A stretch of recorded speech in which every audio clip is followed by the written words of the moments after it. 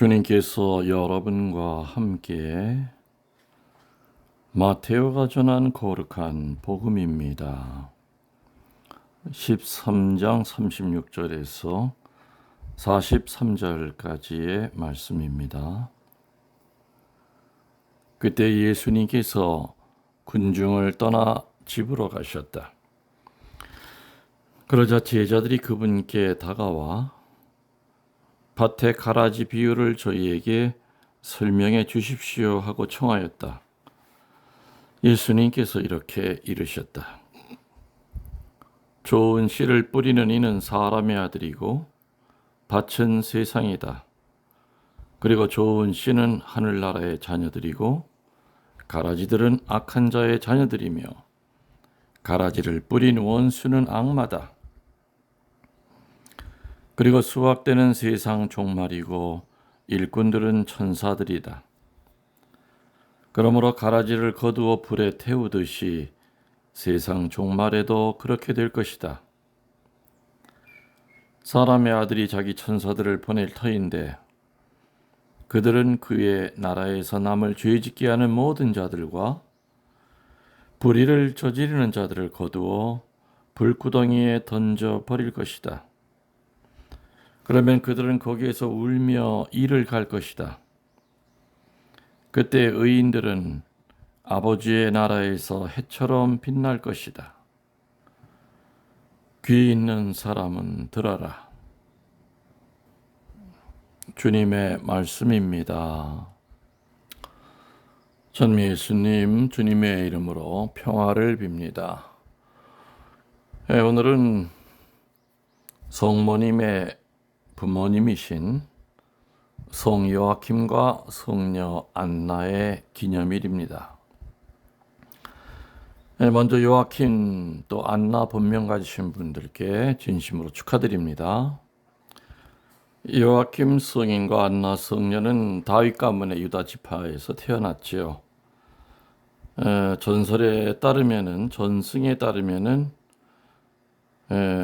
안나 성녀가 아이를 가질 수 없는 몸이었다고 그러지요.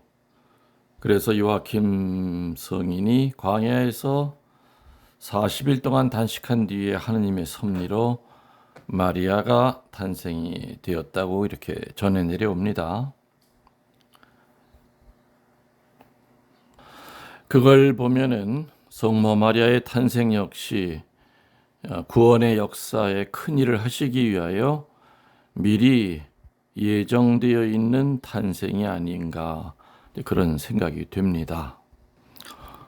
근데 사목하면서 보면은 부부가 마리아와 요셉은 많이 있는데 요아킴과 안나 본명을 갖고 있는 부부는 그렇게 많지 않습니다. 내가 이제 살고 있는 요 위에 전원주택 단지가 있는데 거기 서울에서 살던 부부가 내려와 살고 있습니다. 근데 그 부부가 정말 오래간만에 보는 요아킴과 안나 이런 본명을 갖고 있었습니다. 그래서 성모님의 어머니를 여기서 뵙게 되는군요. 성모님의 아버지를 여기서 뵙게 되는군요. 이제 그런 생각을 혼자 하면서 웃었습니다. 여러분들 오늘 복음에 비추어서 제가 먼저 드릴 질문은 뭐냐면은 인류의 3대 의문이 뭔지 아십니까, 여러분들? 인류가 갖고 있는 인류가 생긴 일에 지금까지 또 앞으로도 계속해서 던져지는 세 가지의 의문이 뭐냐면요.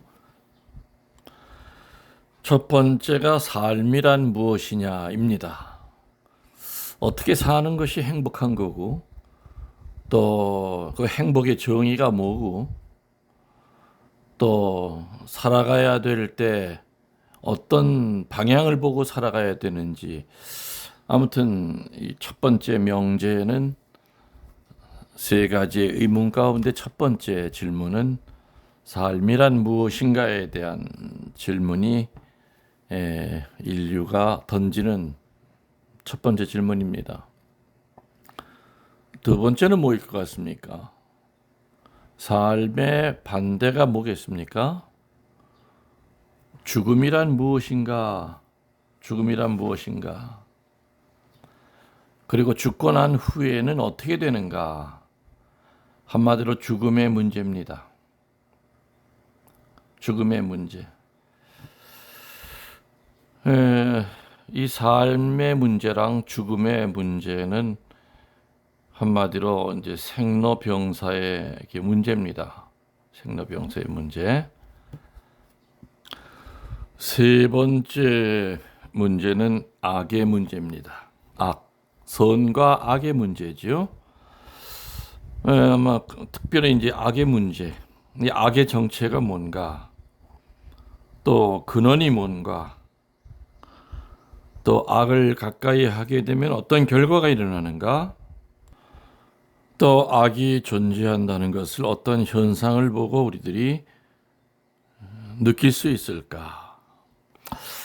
아무튼 이러한 그 악의 문제입니다. 첫 번째가 삶의 문제, 두 번째가 죽음의 문제, 세 번째가 악의 문제죠.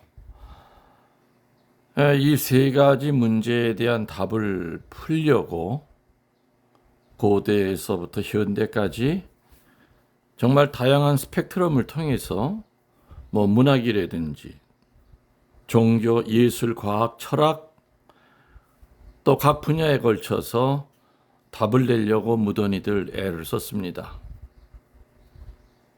삶에 대해서, 죽음의 정체에 대해서, 또 악의 문제에 대해서. 오늘 예수님은 정말 단순하게 밀과 가라지의 비유에 대하 통하여 이 악의 문제에 대한 답을 주십니다. 오늘 복음을 통해서는 악의 문제에 대한 답이 나왔지만은 물론 삶과 죽음이라고 하는 문제에 대해서도 예수님은 이미 2000년 전에 명쾌하게 당신의 가르침을 통하여 주셨습니다. 공자의 제자 누군지는 잘 이름을 잃어버렸는데 제자가 공자한테 물었다고 그러지요. 선생님, 죽음이란 무엇입니까? 하고 물었더니 공자가 한참 생각하더니 이놈아, 사는 것도 잘 모르는데 죽는 것까지도 무슨 벌써 얘기를 하느냐. 그런 거 잘 모른다. 죽어야 아는 것이다. 이렇게 얘기했다고 합니다. 물론 석가모니도 죽음에 대한 이야기를 물론 했겠죠.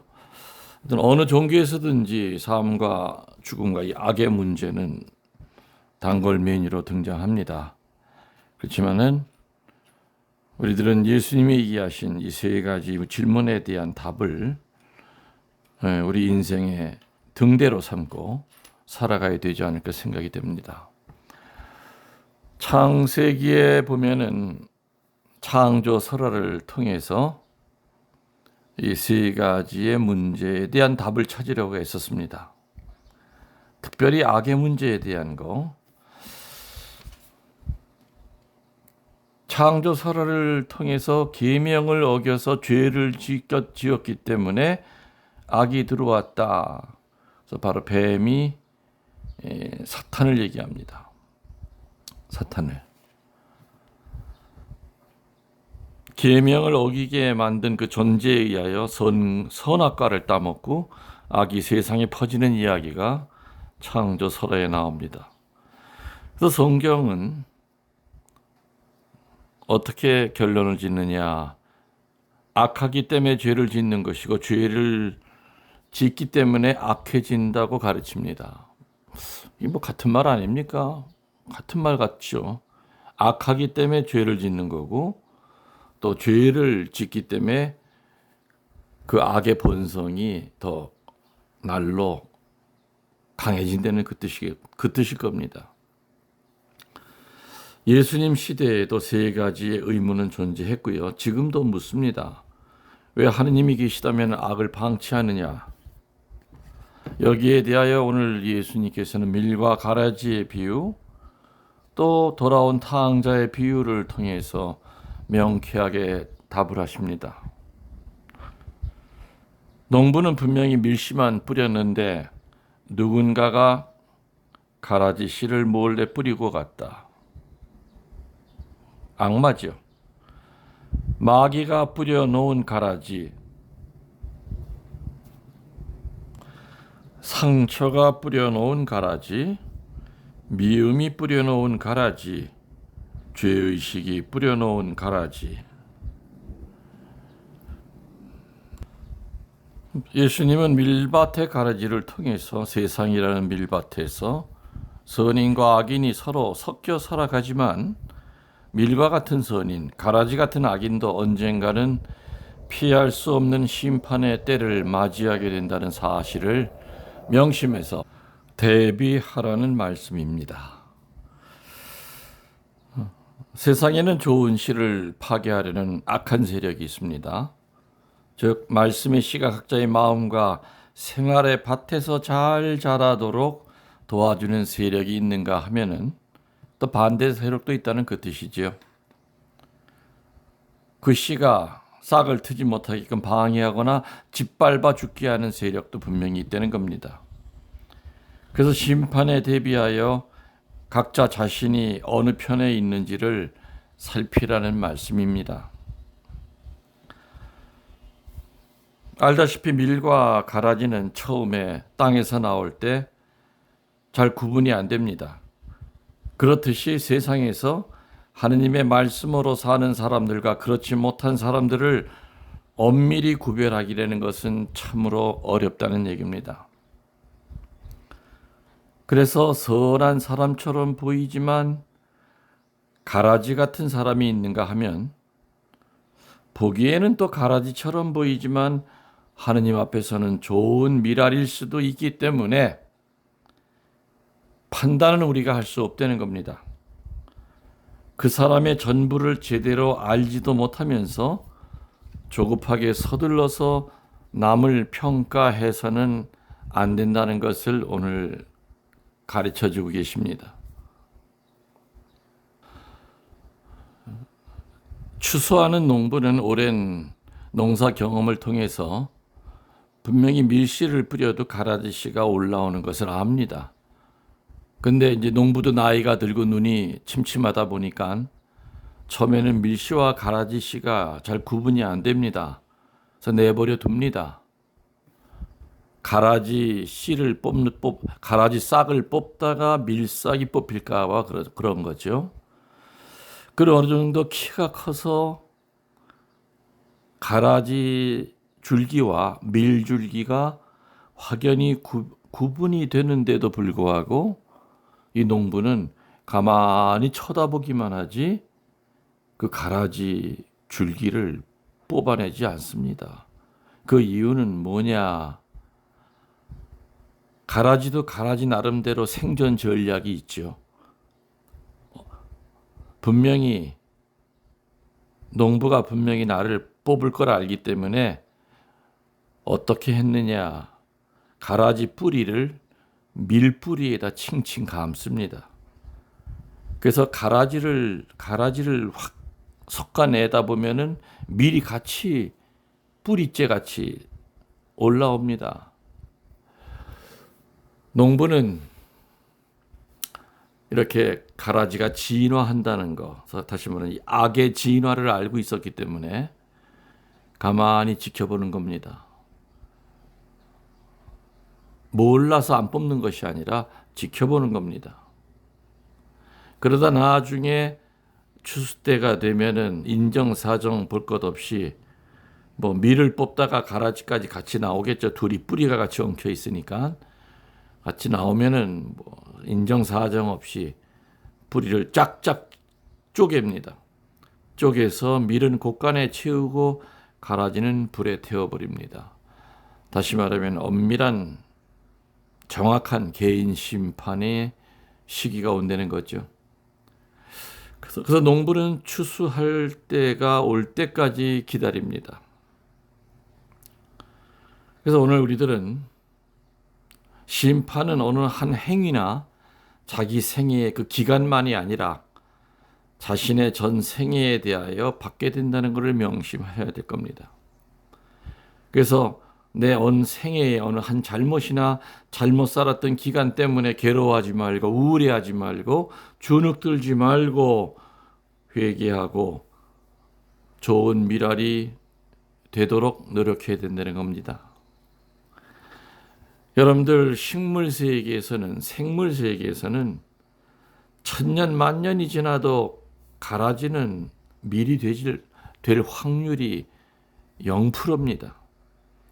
그러나 영적인 세계에서는 가라지가 밀이 될 수가 있다는 얘기입니다. 가톨릭 교회는 의인들이 모여서 만든 교회가 아니지요. 또 가톨릭 교회의 현재 구성원도 천사 같은 의인들만 있는 게 아닙니다. 밀과 가라지가 섞여 있습니다.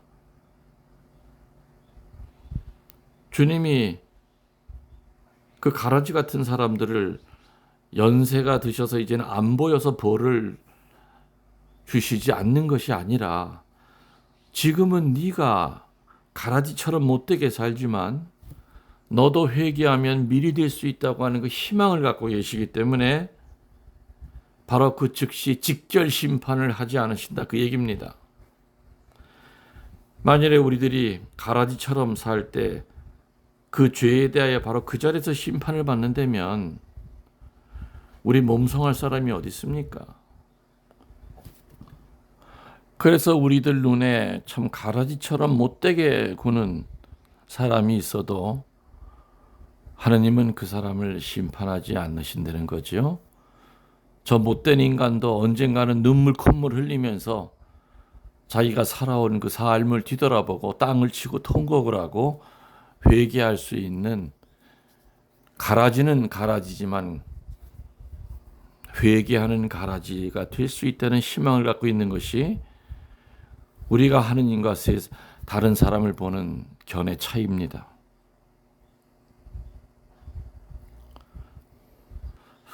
또 지금은 내가 분명히 밀처럼 아주 훌륭한 생활을 하고 있다고 하더라도 언젠가는 나도 유리처럼 쉽게 깨지고 한순간에 무너질 수 있다고 하는 그런 마음을 갖고 겸손된 마음을 갖고 살아야 될 겁니다. 영적인 세계에서는 밀이 가라지가 되고 가라지가 밀이 됩니다. 그래서 우리는 어느 쪽에서라도 항상 될 가능성이 있기 때문에 늘 하느님의 자비를 청해야 될 겁니다.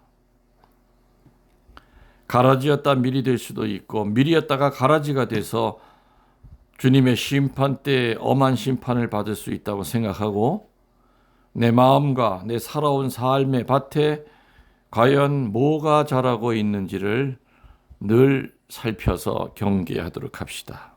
아멘. 영혼에 영혼을 더해서 여러분들 사랑합니다.